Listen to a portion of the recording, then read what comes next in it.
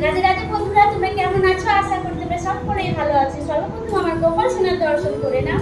আজ হচ্ছে জামাই ষষ্ঠী, আর দেখো গোপাল সোনার ষষ্ঠী করতে যাওয়ার জন্য একদম রেডি। তো বন্ধুরা, আমরা এখন ষষ্ঠী করতে যাবো। চলো বন্ধুরা, তোমাদের সঙ্গে সবকিছু শেয়ার করবো। ষষ্ঠী মায়ের কাছে কিভাবে ষষ্ঠী করছে, আর গোপাল সোনা কত মায়ের করে যাবে সেটাও তোমরা দর্শন করতে পারবে। তো চলো বন্ধুরা, দেরি না করে চলা যাক। রাধে রাধে।